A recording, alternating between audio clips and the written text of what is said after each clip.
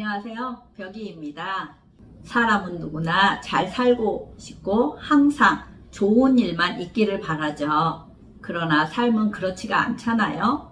정말 힘들어 현타가 오고 너무너무 힘들어 현실 도피하고 싶을 때는 옆 사람의 조언도 동기부여의 영상도 하나도 도움을 못 주죠. 머리로는 알지만 그 순간이 너무 힘드니까요. 살면서 누구나 한 번쯤은, 아니 여러 번 겪을 수 있는 이 시련 받아들여야 한다면 어떻게 하면 즐기면서 좀 더 마음 편히 적응하며 살아갈 수 있을까요? 저도 힘들 때가 많아 이런 생각을 많이 했는데요. 이 방법을 사용해 보세요.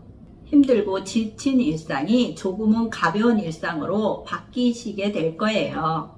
저는 이 간단한 생각을 해보는 것으로 인생의 고통스러운 시간을 즐기면서 극복하고 있어요.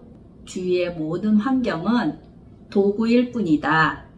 나의 재능, 기술, 인간관계, 내 머리의 지혜 또한 내가 완성시키고자 하는, 내가 나아가고자 하는 결과물의 도구라고 생각하며 힘든 시간을 견디고 있어요. 당신도 이렇게 생각해보면 기분이 좀 나아질 거예요. 내가 지금 실용적이지 않는 도구, 편리하지 않은 도구로 나의 꿈을 향해 계단을 만들고 있는 건 아닌지 주위를 살펴보시라는 거죠.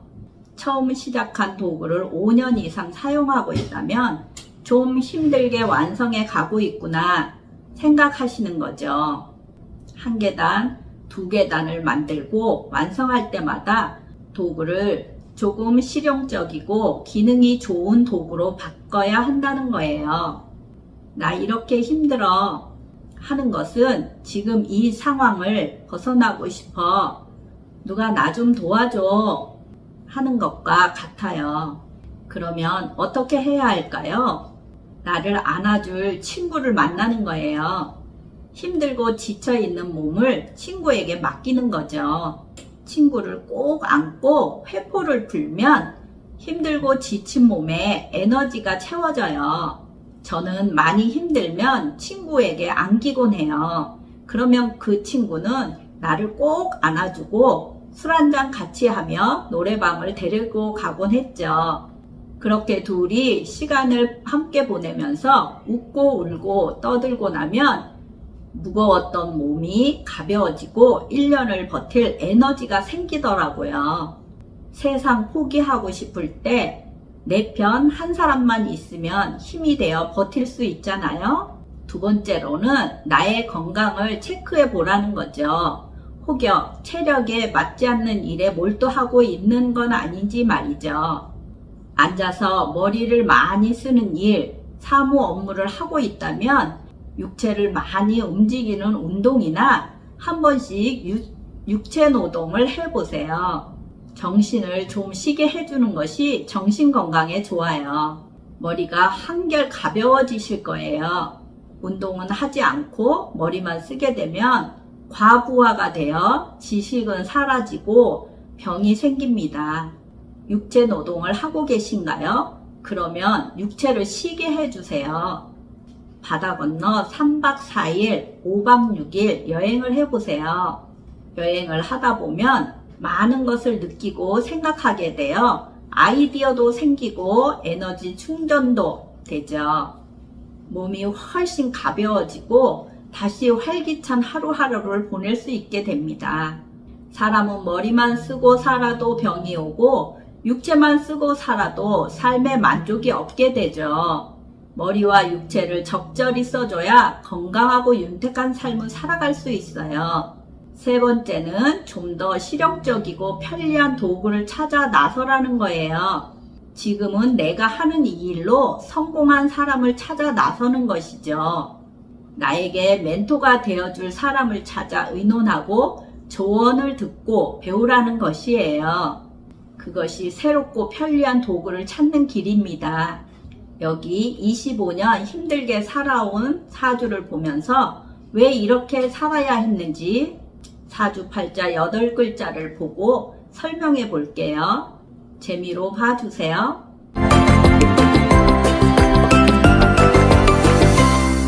위사주는 신축, 계사, 정묘, 경자시예요.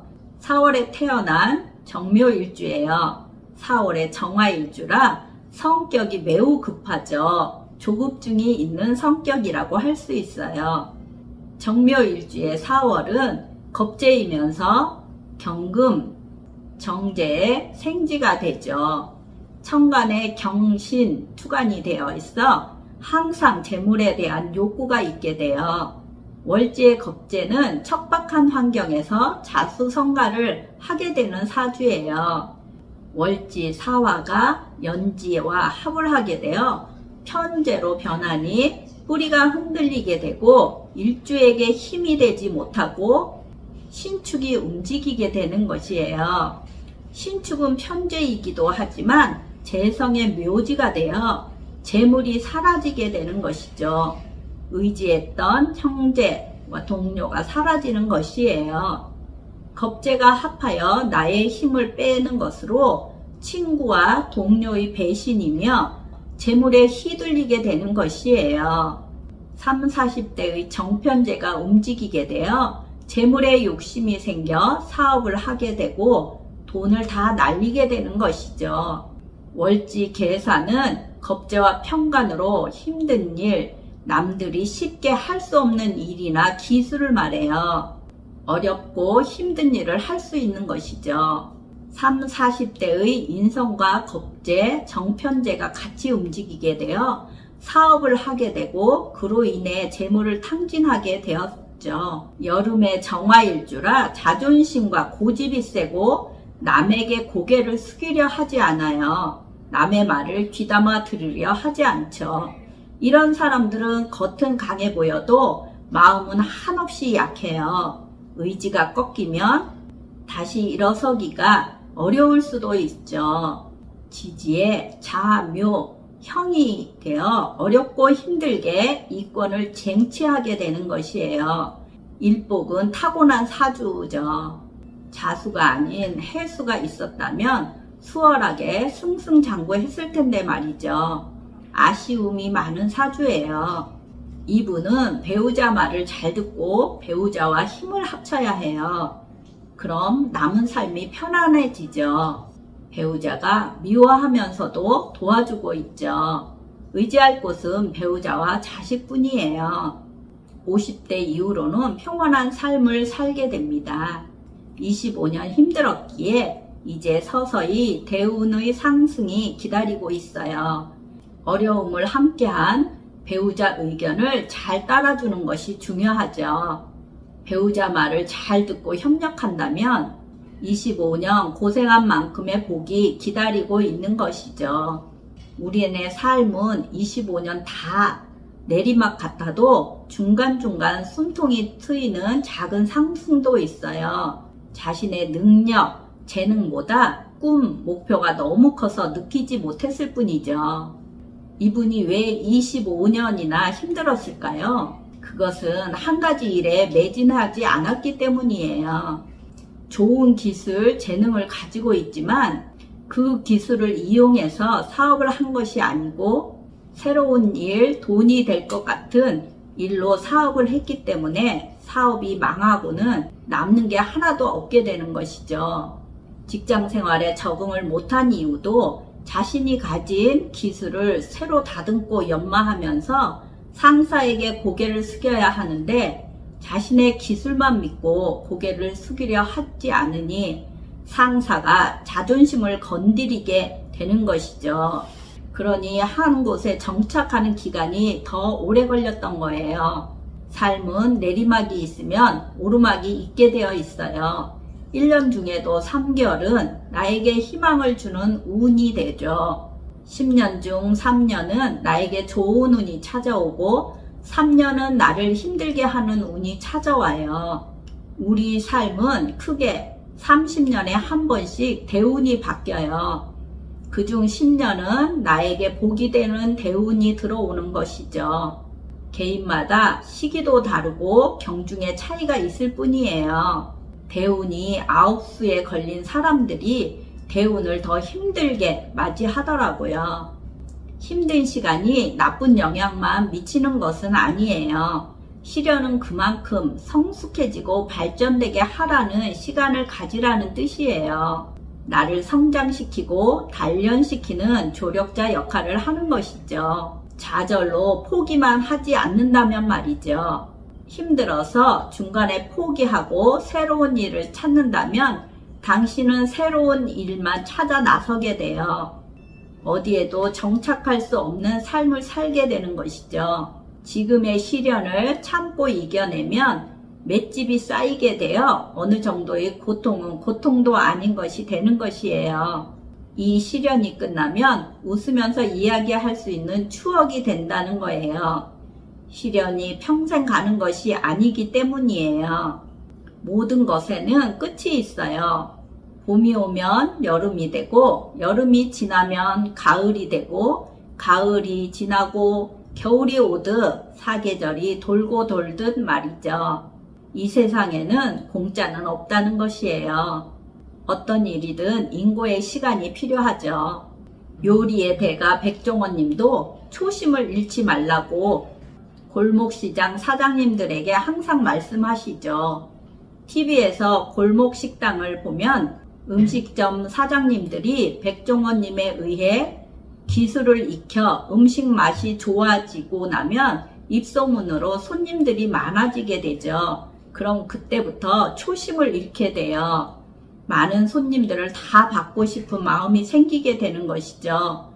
편법을 써서라도 빨리 많은 양의 요리를 만들어내고 싶은 욕심이 생기는 것이에요. 그로 인해 음식의 맛이 떨어지게 되고, 그럼 다시 손님이 끊기는 현상이 일어나는 것을 볼 수 있어요. 그럼 그때 백종원 님이 하는 말, 초심을 잃지 말라. 내가 하루에 해낼 수 있는 양만 해서 팔아라 라고 하시죠. 어떤 일이든 똑같은 것 같아요. 초심을 잃지 않고 한 가지 일에 10년 이상이 되면 장인이 되어 다른 사람을 가르칠 수 있는 능력이 생기는 것이에요. 그러면 돈은 저절로 들어오게 되는 것이죠. 욕심 부리지 않고 내가 할 수 있는 만큼 차근차근 계단을 밟다 보면 성공의 그날, 웃으며 기뻐할 수 있는 그날이 온다는 것이에요. 행운과 불행은 양면의 동전과도 같은 거 아시나요? 이게 무슨 뜬금없는 소리지 하시겠지만 행운은 불행의 시작이 되고 불행은 행운의 시작이 됩니다. 내가 지금 힘들고 고통 속에 생활하고 있다면 행운이 오는 중이에요. 내가 지금 행복하고 하는 일이 잘 되고 있다면 불운이 오고 있으니 초심을 잃지 말고 미래를 대비하라는 뜻이에요.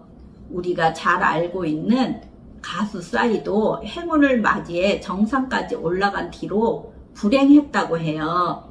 이게 무슨 말이지? 싶으시죠? 성공하면 모든 것이 다 좋을 것 같지만 그렇지 않다는 거예요.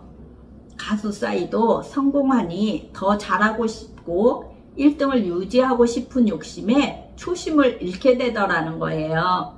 빠르게 좋은 작품을 내고 싶은 욕심에 몸과 마음을 혹사하게 되고 힘들어서 불행했다고 해요.